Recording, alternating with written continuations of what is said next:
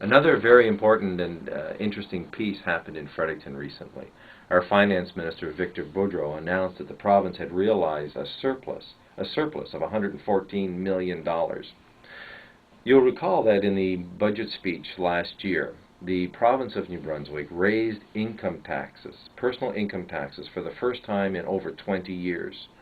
And we, the New Brunswick Union, applauded the government for doing that. And the reason why we applauded the government for doing that was that the tax increases were going to be directed at funding public services.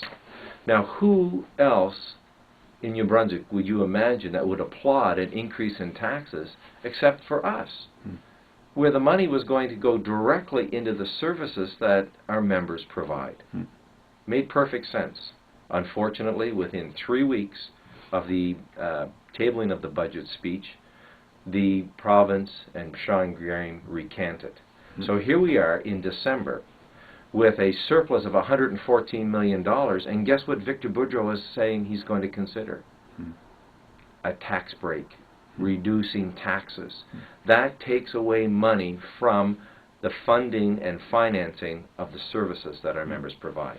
So for the general public, what this means is that there's going to be less money to improve our infrastructure, to repair our roads, to ensure our hospitals have the proper equipment, that our schools are safe for our children to attend, that taxes are a huge portion of the public good.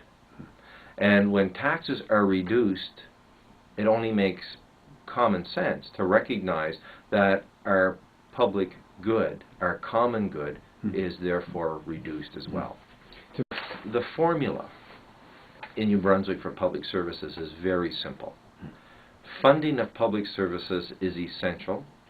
The funding of public services comes from two sources.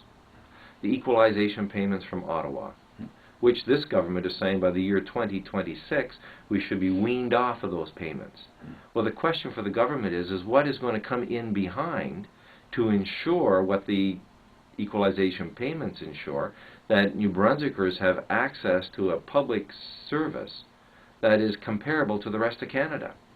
So what our members and what the taxpayers of New Brunswick have to understand is that our public services are funded through the equalization payments and as well as the taxes generated by the province. So when the province announces that they're going to reduce taxes, that only means one thing, that there's going to have to be a reduction in the services that are provided by our members to the general public. We have to understand, as members of the New Brunswick Union and as providers of public services, that without adequate funding, without good public policy, this means that there are longer waits, there are less services available, whether we're longer waits in the hospital, whether we're longer waits at Service New Brunswick paying our automobile registration every year. It means that the quality of the services that we provide are become reduced. You know, right now our highway supervisors are in a tremendously difficult place because there's been an initiative that's been undertaken by the government and by our brothers and sisters in CUPE 1190 that are really putting our highways at risk this winter season. And the reason for that is funding. So here we are in New Brunswick with the opportunity to ensure that there's enough funding to allow our highways to be the safest possible.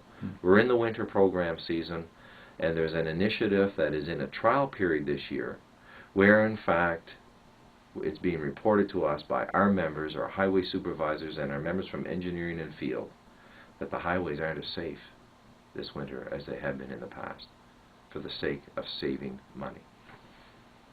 Things now as we've been living through a very unfortunate period within our forestry industry.